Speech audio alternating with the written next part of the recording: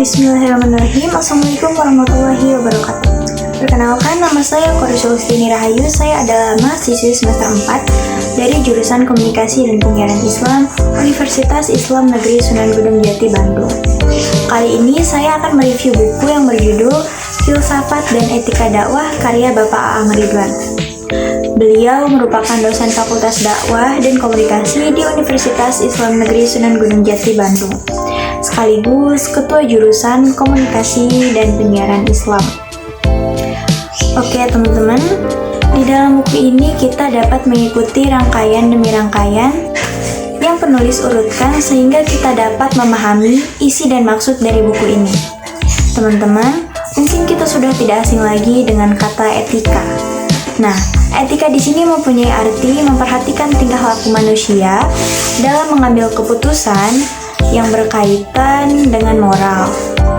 Etika ini mengacu pada nilai-nilai cara hidup dan aturan hidup, baik dari karakter maupun watak.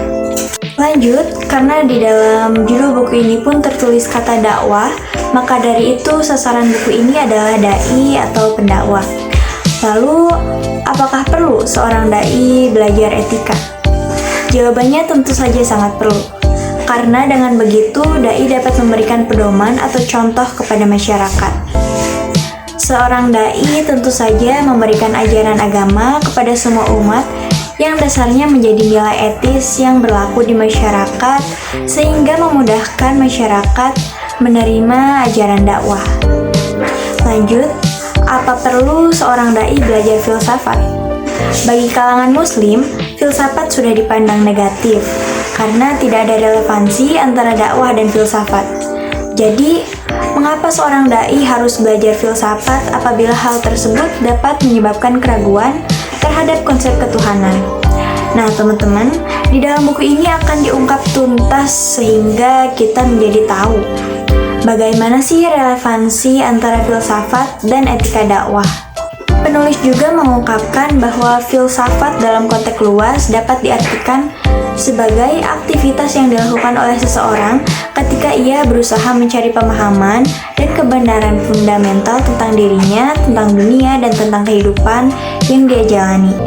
Tujuannya adalah untuk mendapatkan kedalaman makna dan pemahaman yang utuh atas diri sendiri, dunia, dan kehidupan, dan dapat memberikan argumen yang jelas sehingga dapat membuat pelaku menerima serta bersifat terbuka atas berbagai kemungkinan kebenaran.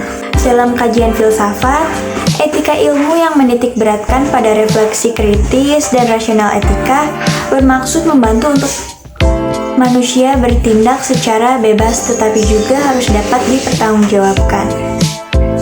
Lanjut, dari buku ini, dakwah dapat diartikan memberikan penawaran kepada orang lain untuk melakukan serta menjalankan nilai-nilai ajaran Islam. Sebagaimana yang diajarkan oleh Al-Quran dan hadis, penulis membagi media untuk berdakwah menjadi 4 macam. Yang pertama yaitu media visual seperti gambar serta situs web.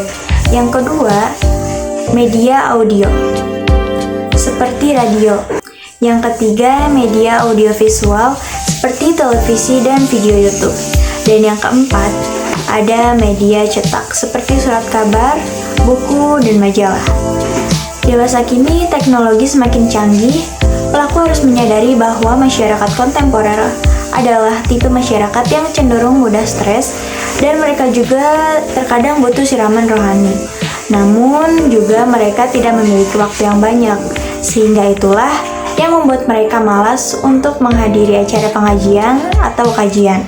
Maka dari itu, mereka membutuhkan dakwah yang lebih mudah untuk diakses, yang tidak merepotkan, pastinya dengan materi yang sesuai dengan kondisi temporal yang mereka rasakan.